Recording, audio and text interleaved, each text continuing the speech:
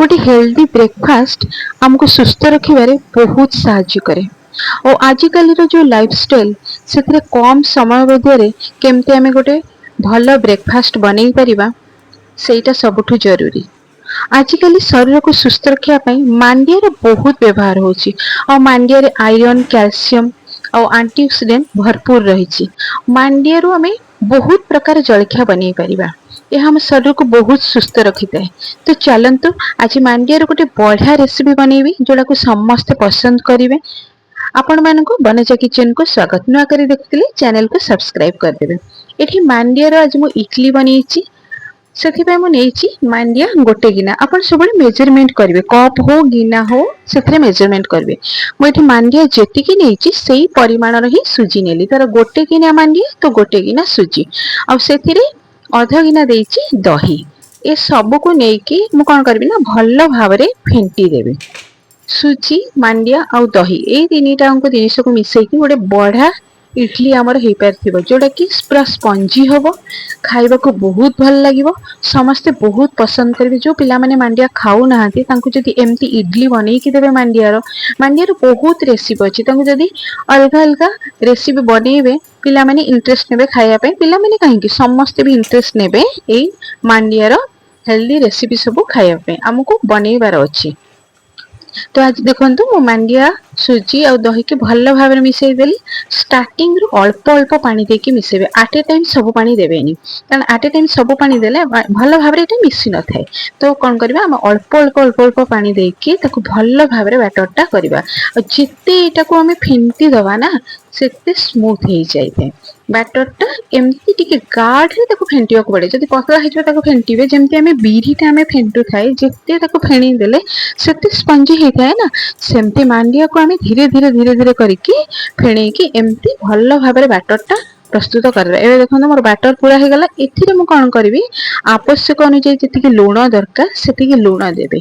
जेहेतु मैं इंस्टेंट बनाऊची तो मु टिके खाइबा सोडा एथिरे दे देची आउ आकु देकी पाखापाखि अध घंटे छाड़देवे। नहले खाली रे कले आपण जदि 4-5 घंटा हमको करी केमती बैटरटा रखिदेबे जेमती हम इडली बैटर करू 3-4 घंटा पाखापाखि हम रखी दो जेमती स्पंजी भलिया फुली थाए से खाइबा सोडार आवश्यक पड़ना थाए। तो सेमती भी करि परिबे। तो मैं ये अल्प टिके खाइबा सोडा देइछि आ आवश्यक अनुसार लूण देइछि तापर ताको भल भाव में मिसई देली। मिसई देकी ताको रेस्ट पई अध घंटे छाड़ी देली। एपटे मु कोन करछि इडली पई गोटे चटनी प्रस्तुत करवा। गोटे बढ़िया चटनी बुट डाली और नड़ियार चटनी मुझे प्रस्तुत करछि। एठी कढ़ई रे देली टिके तेल देइछि तापरे एथिरे गोटे सुखिला लंका देबे। आपण लंका जेती खाउछन से अनुसार देबे नहले लंकार बेस किछि आवश्यक नाही। आ बुट डाली मु एथिरे नेइछि बड़ स्पून रे 4 स्पून नेइछि बुट डाली। बुट डाली को टिके हल्का भाजिबे एमती नुहे जे जोर भल भाव में भाजिदेबे सेमती नाही। मैक्सिमम गोटे 2 मिनिट टी हल्का भाजिबे जेमती डाली रो स्मेल टा पलाए सेई भलिया भाव में टिके तेल देके मैं हल्का भाजिछि। आउ एथिरे टिके जीरा दे देबे आ कोन करबे टिके भृसंग पत्र दे देबे। भृसंग पत्र जीरा सुखिला लंका बुट डाली ए सब तको टिके भल भाव में नुहे गोटे 2 मिनिट एमती हल्का भाजी देबे। भाजी देके तापरे हमें ताको करिबा प्रस्तुत करिबा चटनी पाई। आ चटनी पाई मु कोन करछि ना एठी फाळे नडिया को भी कोरिके रखी देइछि आगुरु।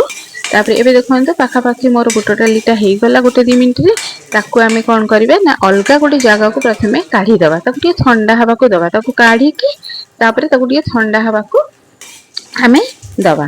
नडिया को भी प्रथम रु कोरिके रखी देथिबो आपण चाहिले खंड नडिया भी यूज करिवे चलिबो। एबे पूरा बुट डाली देखंतो भल भाव हो जाइए। मैं सब काढ़ी देली आ गोटे जगह को काढ़ी सारा पर ठंडा हाँपाई छाड़ीदबा। नड़िया देखो ये करके रखीदे आ खटा मुझे तेंतुली रस नहीं। तेंतुली रस नियंतु बा दही नियंतु भी चलिबो। दही रे कि तेंतुली रो टेस्ट टा बहुत भल आसी थाए।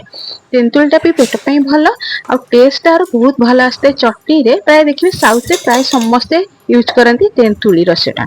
तो मैं ये बुट डाली ठंडा हो गलानी बुट डाली को देली ग्राइंडिंग जार रे तापरे नड़िया को देवी आउ तेंतुली रस को ये सबू तक मिसेकी गोटे भल भाव में फाइन पेस्ट करदबा चटनी पाई।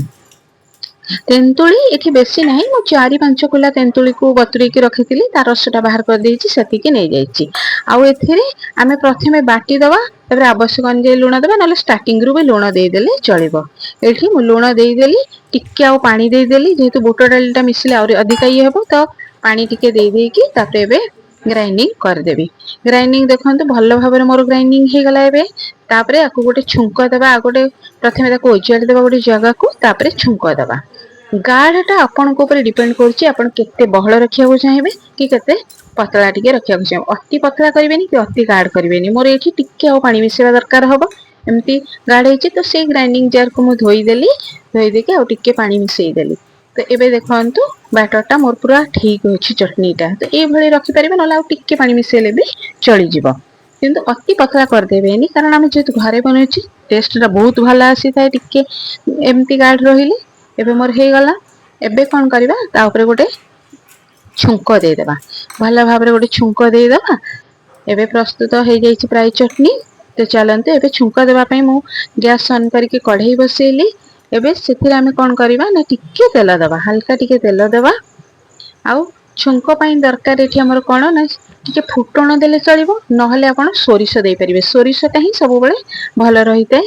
ସୋରିଷ, ଭୃସଙ୍ଗ ପତ୍ର ଆଉ ଶୁଖିଲା ଲଙ୍କା, ଏଇ ତିନିଟା ଅଙ୍ଗରେ ଆମେ ଛୁଙ୍କଟା ଦବା। ଏବେ ଆମେ କଢେଇ ପ୍ରାୟ ତାତି ଗଲାଣି, ଆମେ ଦେଇଦବା ଏଇଥିରେ 1 ଚାମଚ ତେଲ।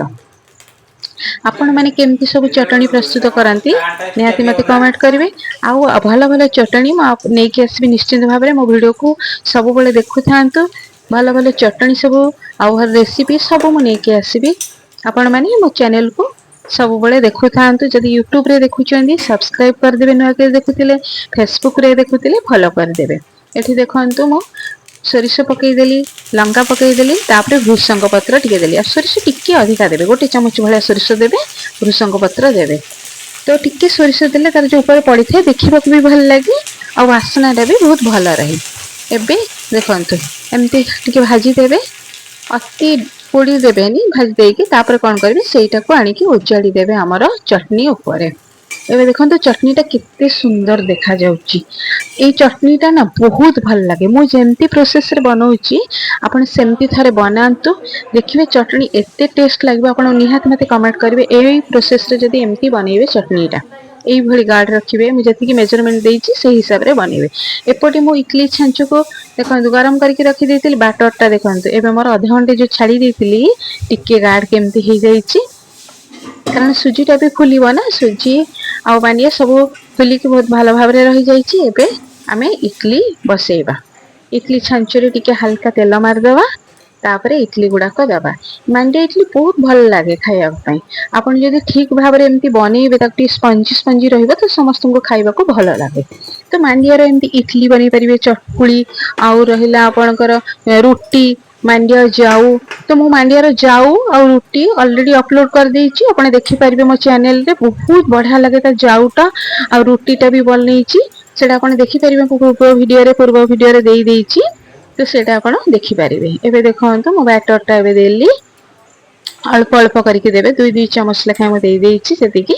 ତ ଫୁଲିବ ଟିକେ, ଏମିତି କରିକି ଆମେ ସବୁଯାକ ଦେଇଦବା। ଇଟଲି ଟା ପାଖାପାଖି 7-8 ମିନିଟରେ ପାଖାପାଖି ଆମର ଇଟଲି ଟା ହେଇଯାଏ। ଏଥିରେ ଆପଣ ଚାହିଁଲେ ବି ଟିକେ ପୁର ଆଡ କରିପାରିବେ, ଟିକେ ଛୁଙ୍କ ବି ଦେଇପାରିବେ, ଯେମିତି କି କିଛି ଭେଜିଟେବୁଲ ବି ଆଡ କରିପାରିବେ। ମୁଁ ନେକ୍ସଟ ଭେଜିଟେବୁଲ ଆଡ କରିକି କେମିତି ମାଣ୍ଡିଆର ଇଟଲି ବନାନ୍ତି ମୁଁ ତାକୁ ବି ଦେଖେଇବି। ଆଉ ମାଣ୍ଡିଆରେ କେମିତି ପିଠା ବନେଇବା, ମଣ୍ଡା ପିଠା, କାକରା ପିଠା, ମୁଁ ସବୁ ଆଣିବି, ଧୀରେ ଧୀରେ ଆଣିବି। ଏବେ ଦେଖନ୍ତୁ ମୁଁ ଦେଇଦେଲି, ତାକୁ ଦେଇଦବା। ଏମିତି ଦେଇକି ଆଉ ଗୋଟେ ପ୍ଲେଟରେ ଏମିତି ସବୁ ଦେଇକି ଆମେ କିଛି ସମୟ ପାଇଁ ଛାଡିଦବା। ସେକେଣ୍ଡ ଇଏର ବି ମୁଁ ଦେଇଦେଲି। ଆପଣ ମାନେ ଘରେ ବନାନ୍ତୁ, ପିଲାମାନଙ୍କୁ ହେଲ୍ଦି ଖାଇବା ଦିଅନ୍ତୁ, ନିଜେ ବି ହେଲ୍ଦି ଖାଆନ୍ତୁ। ୱିକଲି 2 ଥର ଯାହାବି ହେଲେ ମାଣ୍ଡିଆର ଯେକୌଣସି ଡିସ୍ ଆପଣ ବନେଇକି ଖାଆନ୍ତୁ, ବହୁତ ହେଲ୍ଦି ରହିବ ଏଇ ଜିନିଷ। ଆଉ ଏଥିରେ ବହୁତ ପରିମାଣ ଭିଟାମିନ ରହୁଛି ନା। ବର୍ତ୍ତମାନ ଆମର ତ ଗଭର୍ଣମେଣ୍ଟ ଗୋଟେ ରାଗି ଡେ ବା ମିଲେଟ ଡେ ଆନାଉନ୍ସ କରିଛନ୍ତି, ତ ସେ ଜିନିଷକୁ ମାଣ୍ଡିଆର ବହୁତ ବ୍ୟବହାର ହଉଛି। ଆପଣ ଚାହିଁଲେ ମୁଁ ଏଇଟା ମାର୍କେଟ ର ମାଣ୍ଡିଆ ଗୁଣ୍ଡ ଆଣିଛେ, ମାର୍କେଟ ର ଯୋଉ ଗୋଟା ମାଣ୍ଡିଆ ବି ମିଳୁଛି ତାକୁ ଆଣିକି ଆପଣ ଗୁଣ୍ଡ କରିକି ବି କରିପାରିବେ, ସେଇଟା ବି ବହୁତ ଭଲ ରହିବ। ଏଇଟା ମୁଁ ମାର୍କେଟ ର ମାଣ୍ଡିଆ ପାଉଡର ଟା ଆଣିଛି, ତାକୁ ଆପଣ ଏବେ କଭର କରିଦବା। कवर करके किछि समय पई छाड़ी दवा। किछि समय छाड़ी देले पाखापाखि 7-8 मिनिट रे बहुत भलो भाबरे फुली जाई थाए मांडिया। ता एबे देखंतु मांडिया केमती गोटे ईयर काढी देइचे एठी मु देखौची देखंतु केमती फुलीची। बहुत बढ़िया भाबरे फुली थाए पूरा स्पंजी हेई थाए। ए देखंतु सब इडली गुडा को मु काढी देली केमती हेइची पूरा स्पंजी और पूरा नरम नरम हेइची। जेमती हमर बिरी चाउल रे जो इडली ता जेमती हेइथाए मार्केट जेमती इडली सेही इडली भली पूरा फुलीची। ता सहित चटनी ए चटनी इडली खाइला परे समस्त पसंद करिवे। थारे मो स्टाइल एमती इडली मांडिया इडली और चटनी बनांतु भलो लागिले मते निहाती गोटे कमेंट देबे। मो वीडियो जदि आपण मानको भलो लागुथबो गोटे लाइक कर देबे शेयर कर देबे और आपनकर मतामत देबे जे मो वीडियो आपण मानको केमती लागुची।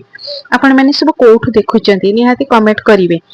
आ नुआ करी देखुतिले मो चैनल को सब्सक्राइब कर देबे। जदि फेसबुक रे देखुतिबे ताले फॉलो कर देबे। पुणी नुआ वीडियो सहित देखा हबो। रहिली जय जगन्नाथ।